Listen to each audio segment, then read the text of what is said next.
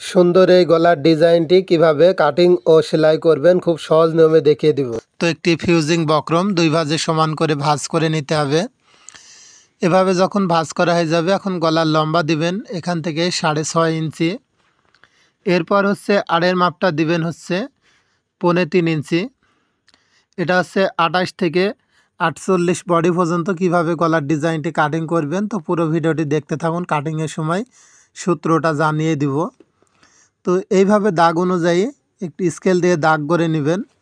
এই পাশের দাগটাও সুন্দর করে মিল করে চারকোনা একটা বক্স তৈরি করে নেবেন। তো বডি অনুযায়ী শুধু এই বক্সটা তৈরি করে নিতে হবে।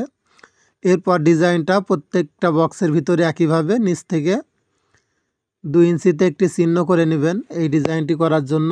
এরপর হচ্ছে এখান থেকে 1/2 ইঞ্চিতে একটি চিহ্ন করে আমার হাতের দিকে খেয়াল করে দেখুন, আমি যেভাবে ডিজাইনটি আর্ট করে নিচ্ছি সেমভাবে আপনাদের এই ডিজাইনটা আর্ট করে নিতে হবে।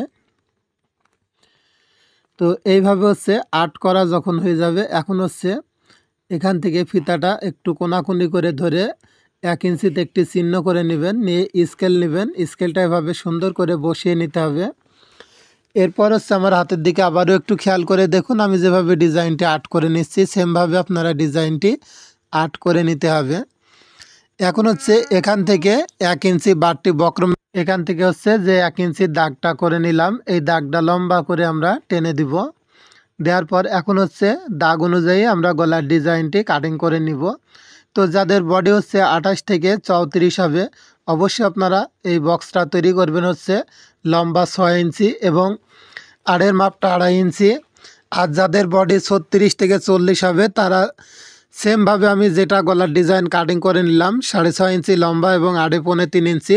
36 থেকে 40 বডি হলে এই মাপে আপনারা গলার ডিজাইন কাটিং করে নেবেন। আর যদি 42 থেকে 48 বডি হয় গলার লম্বাটা দিবেন 7 ইঞ্চি এবং আড়ের মাপটা দিবেন 3 ইঞ্চি।